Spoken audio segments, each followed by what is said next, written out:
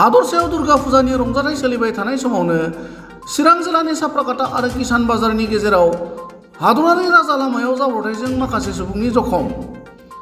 जाथायनि सोमोन्दै मिथिनो हानाय बादिब्ला गंसे टेम्पो आरो कारनि गेजेराव मोगा-मोगि सौग्रावनायाव टेम्पो गारियाव फैनाय माखासे सुबुङा जखम जायो। मख'नो गोनां बाथ्रादि टेम्पो आरो कारजों जाब्रबथाय जाना जखम जानाय सुबुंफोरखौ जायगानि सुबुंनि हेफाजाबै देहा फाहामसालियाव दैथायहरनो एम्बुलेन्स गारियाव दिखोबाय थानाय समावनो फिन बे एखे जायगायावनो WB351372 नम्बरनि गंसे ट्राकआ गंसे I-20 काराव सौग्रावो। दान्दिसे समनि गेजेरावनो बे एखे जायगायाव गंब्रै गारिनि जाब्रबथाय जानायाव ओनसोल नाङैनो दुंहाव थासारि सोमजियो।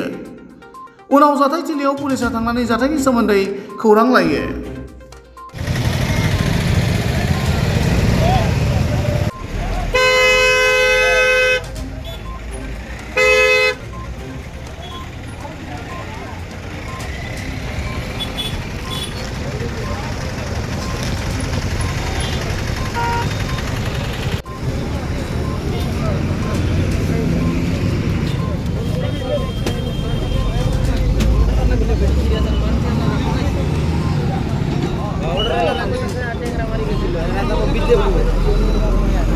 रं साइड फैदोंमोन नामा बिलाय?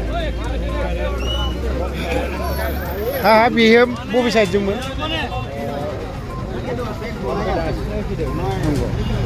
कि पुलिस क्या है पाबो ना के जाने